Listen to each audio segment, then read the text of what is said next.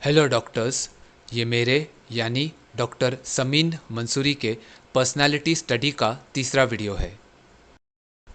इस सीरीज़ के पिछले दो वीडियोस में मैंने रियल लाइफ फ्रॉडस्टर नटवरलाल और जब वी मेट मूवी की फीमेल लीड कैरेक्टर गीत के रूब्रिक्स और रेमेडी को एक्सप्लेन किया था।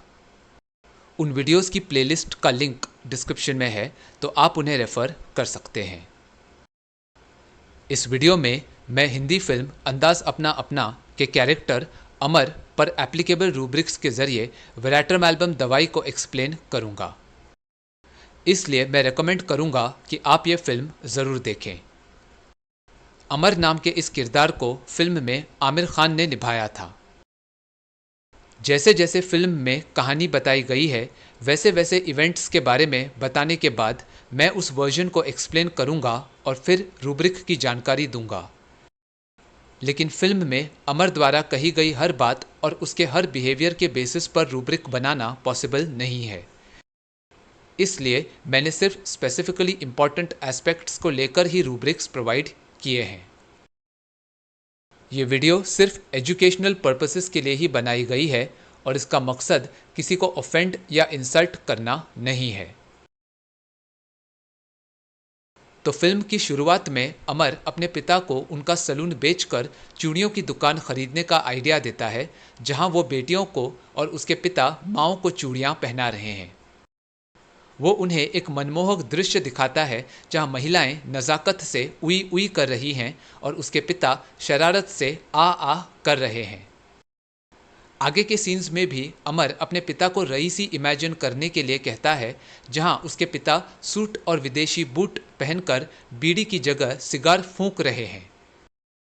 इन दोनों सिचुएशंस के लिए कॉमन रूब्रिक है fancies exaltation of. Fancies, fancy मतलब आपकी अपनी कल्पना से बनी सोच या कोई इमेज जो असलियत में सच नहीं है, लेकिन ये बात जानते हुए भी आपको वो काल्पनिक विचार अच्छा लगता है। एक्सॉल्टेशन, इस फीलिंग में इंसान अपने मौजूदा नॉर्मल स्टेट से एक बहुत ज़्यादा अच्छी और इमोशनली प्लेजेंट स्टेट में पहुंच जाता है। तो वेराट्रम एल्बम पेशेंट खुद ऐसी फैंसीज को एंजॉय करता है और अपना मकसद पूरा करने के लिए दूसरों को भी ऐसे लुभावने सीन्स दिखाकर अपना काम करवाता है।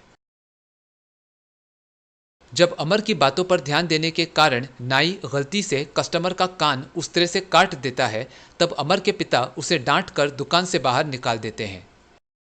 इस पर अमर कहता है कि पिताजी ज़रा धीरे, आपका तो पता नहीं लेकिन मेरी इज्जत है यहाँ। इस पर अमर के पिता उसे फिर डांट कर बोलते हैं कि बड़ी इज्जत की बात करता है, गले से चवन्नियाँ चुराता है, उधाचंद फकीरचंद तेली गली का हीरो बना फिरता है। तो अमर बोलता है, पिताजी इस वक्त आप बहुत गुस्से में हैं, कोई बात नहीं, मैं शाम को आकर फिर समझाऊंगा। ये सुनकर उसके पिता बोलते हैं, बेशरम, दुनिया में तुझसे ज़्यादा नालायक औलाद और कहीं नहीं होगी। इस पूरे कॉन्वर्जेशन से पता चलता है कि अमर खुद को एक बहुत रिस्पेक्टेबल इंसान समझता है, जबकि असल में वो बिल्कुल ही निकम्मा लड़का है। वो अपने पिता के पैसों से ताजमहल होटल के सलून में हेयर कट करवाता है और अपना वक्त वेस्ट करता रहता है।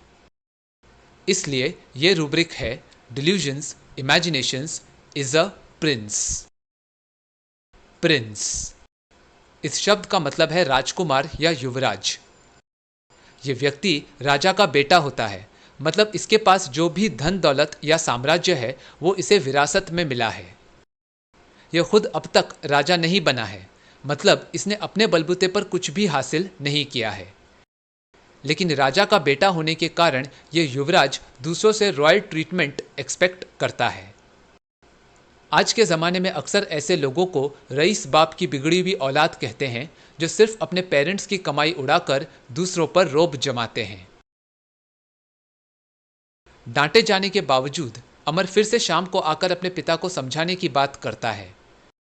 ये रूब्रिक परसिवियरेंस नहीं है, बल्कि अमर को अपने पिता की डांट सुनकर भी कोई शर्म महसूस नहीं होती है। इसलिए सही रूब्रिक है शेमलेस। शेम, इस शब्द का मतलब है गलत, गंदी या नीच हरकत के कारण शर्मिंदगी महसूस करना। यहाँ पेशेंट खुद को बहुत लो फील करता है और उसे अपनी गलतियों पर अफसोस होता है। लेकिन शेमलेस व्यक्ति को अपनी किसी भी करतूत पर कोई अफसोस या शर्मिंदगी महसूस नहीं होती। अपनी बुरी हरकतों के बारे में डांटे जाने के बावजूद अमर को कोई फर्क नहीं पड़ता है, इसलिए वो शेमलेस है। तो वैटरमैल्ब पेशेंट एक प्रिंस की तरह अपने पिता के पैसे उड़ाता है और दूसरों से खुद को प्रिंस की तरह ट्रीट किए जाने की एक्सपेक्टेशंस रखता है। अगर पेशेंट को कोई उसकी असलियत भी बताए कि वो तो नालायक और निकम्मा है, तब भी पेशेंट को कोई शर्मिंदगी महसूस नहीं होती। जब अमर को ये पता चलता है कि करोड़पति बाप की इकलौती बेटी रवीना बजाज लंदन से इंडिया शादी करने आई है, तब वो अपने पिता से 25,000 रुपये हासिल करने के लिए उनकी झूठी तारीफ करता है कि उसके पिता तो महान हैं, एक मिसाल है और उनके जैसा बाप तो इस पूरी दुनिया में नहीं है। अमर की बातों से साफ नजर आता है कि ये प्रशंसा झूठी है। इसी तरह आगे के सीन्स में भी अमर पुलिस इंस्पेक्टर और क्राइम मास्टर गोगो दोनों के सामने भी उनकी ऐसी ही झूठी तारीफ करता है। इसलिए ये रूब्रिक है फ्लैटरर। जब अमर के पिता अपने बेटे के मुंह से खुद के लिए तारीफें सुनकर भगवान को धन्यवाद दे ही रहे होते हैं, तब अमर उन्हें बताता है कि वो इतने महान इसलिए हैं क्योंकि वो अमर के पिता हैं। मतलब यहां भी अमर के दिमाग में यही गलतफहमी है कि वो खुद एक महान इंसान है। इसलिए ये रूब्रिक है delusions is a great person. Amar की ये बातें सुनकर उसके पिता दुखी हो जाते हैं और अमर को उसके बचपन में की गई शरारतों की याद दिलाते हैं।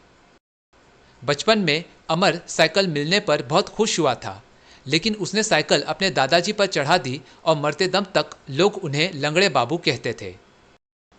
इसी तरह दिवाली में रॉकेट मिलने पर अमर बहुत खुश हुआ था, लेकिन उसने वो रॉकेट उड़ाकर गुप्ता जी की दुकान जला दी और उसके पिता आज भी लोगों के बाल काटकर उस नुकसान की भरपाई कर रहे हैं। तो ये रूब्रिक है मिस्चीवियस। मिस्चिफ या मिस्चीवियस, इस शब्द का मतलब है शरारतें करना जिससे दूसरों को तकलीफ पहुंचे। यहाँ पेशेंट द्वारा एंजॉयमेंट के लिए की गई हरकतों के कारण दूसरों का नुकसान हो जाता है। तो फिर से वैटरमैल्ब पेशेंट एक प्रिंस की तरह मिस्चिफ करता है और उसके पिता को उसके द्वारा किए गए नुकसान की कीमत चुकानी पड़ती है। ऊटी की बस में अमर की मुलाकात प्रेम यानी सलमान खान से होती है। जब अमर प्रेम से उसके बिजनेस के बारे में पूछता है, तब प्रेम झूठ बोलता है कि उसके बाप ने बहुत पैसा कमाया है और वो चौधरी एंड सन्स नाम के गारमेंट बिजनेस का ओनर है।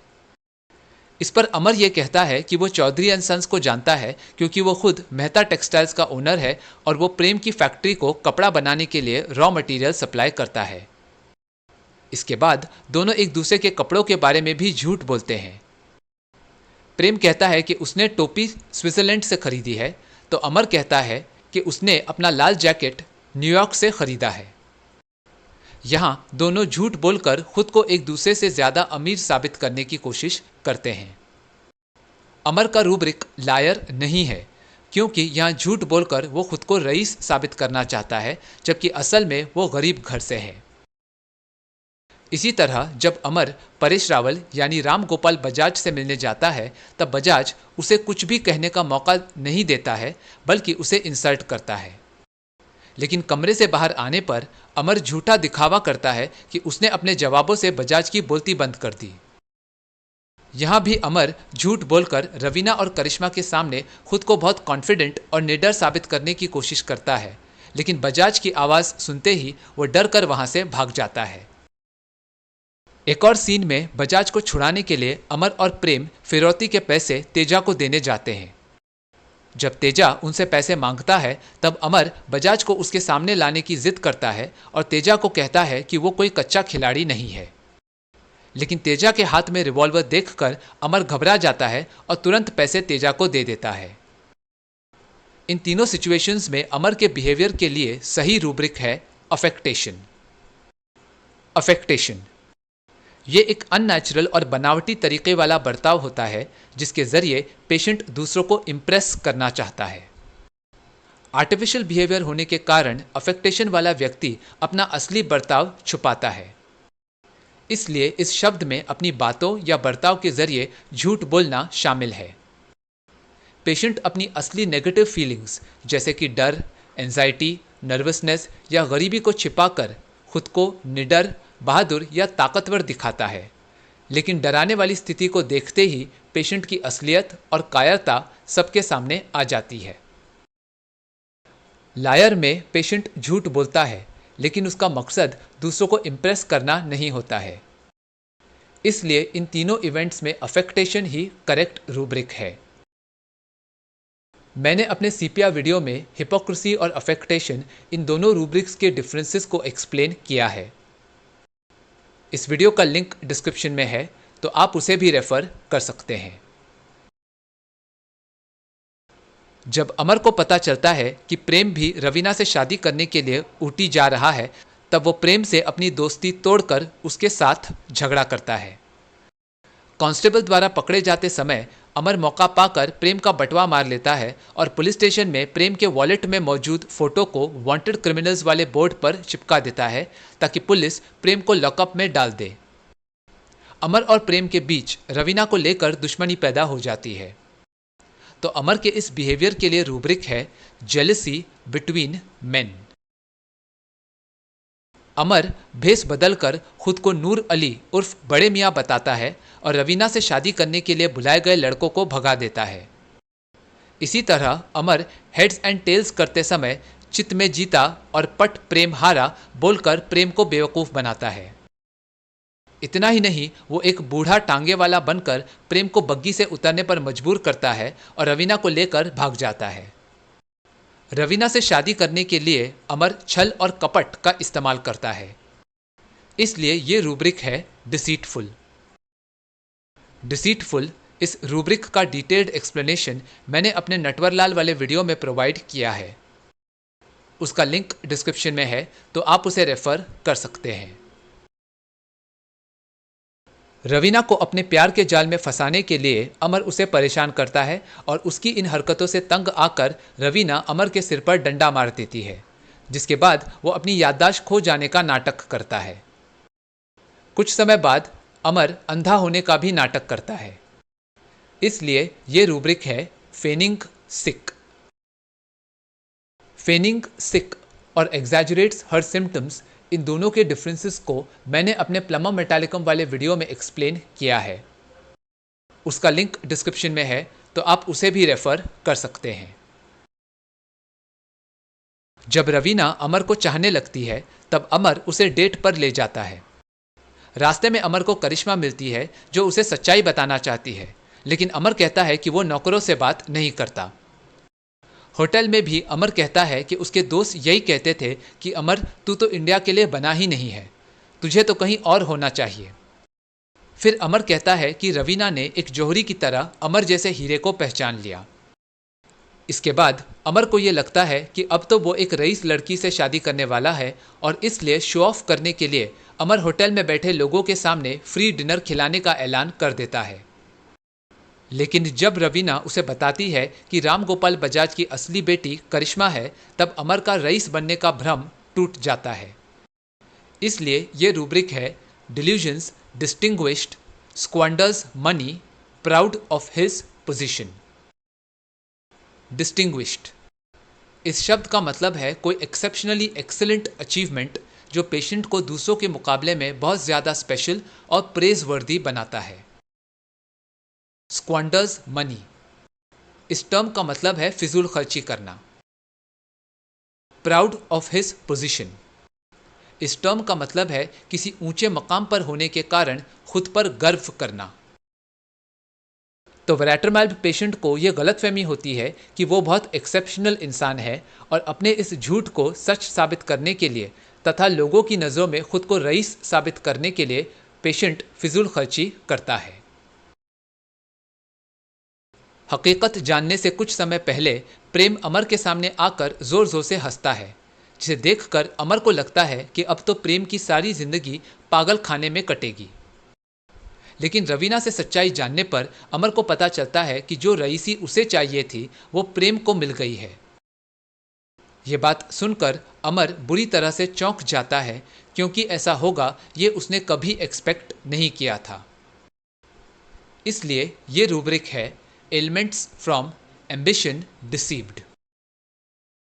एम्बिशन इस शब्द का मतलब है किसी ऐसे मकसद को हासिल करने की स्ट्रॉन्ग इच्छा रखना जिसके पूरा होने पर इंसान अपनी प्रेजेंट यानी मौजूदा स्थिति से बेहतर कंडीशन में पहुंच जाए। इसलिए पेशेंट उस मकसद को अचीव करने के लिए मेहनत करता है, क्योंकि वो जानता है कि जब वो इच्छा पूरी होगी तब पेशेंट पहले से ज़्यादा दौलतमंद, ताकतवर, कामयाब या ज्ञानी बन जाएगा। डिसीव्ड इस शब्द का मतलब है धोखा, जिसमें इंसान से सच्चाई छुपाई गई है और इसलिए जो कुछ भी पेशेंट को नजर आ रहा है वो उसे ही सच समझ रहा है। तो जब वेराट्रम एल्ब पेशेंट अपने मकसद को हासिल करने के लिए जी तोड़ मेहनत करता है, लेकिन इसके बावजूद उसकी इच्छा अधूरी रह जाती है या कोई दूसरा व्यक्ति पेशेंट की मनचाही कामयाबी हासिल कर लेता है, तब पेशेंट अपसेट हो जाता है। बिट्रे वर्सेस डिसीव, इन दोनों वर्ड्स के डिफरेंसेस को मैंने अपने क्वेरी स्पेशल वीडियो पार्ट 2 में एक्सप्लेन किया है। उस वीडियो का लिंक डिस्क्रिप्शन में है, तो आप उसे रेफर कर सकते हैं। तो मुझे उम्मीद है कि वीडियो में बताए गए रूब्रिक्स और उनके एक्सप्लेनेशन के जरिए आपको वेराट्रम एल्बम दवाई का बिहेवियर समझ आया होगा। याद रखिए, हर दवाई में बहुत सारे सिम्टम्स होने के कारण डिफरेंट केस स्टडीज से हमें उसी एक मेडिसिन के अलग अलग ड्रग पिक्चर्स देखने को मिलते हैं। मैंने वेराट्रम एल्बम के rubric delusions, imaginations herself in heaven, talking with God पर ऑलरेडी एक वीडियो बनाया है। उसका लिंक डिस्क्रिप्शन में है, तो आप उसे रेफर कर सकते हैं। अगर ये वीडियो पसंद आया तो उसे लाइक और शेयर करें और मेरे इस YouTube चैनल को सब्सक्राइब करें। वीडियो या होम्योपैथी से जुड़े आपके कोई भी सवाल हो या आप फीडबैक देना चाहें तो मुझे कमेंट्स में बताएं। मैं आपके सवालों का जवाब देने की पूरी कोशिश करूंगा। Thank you for watching.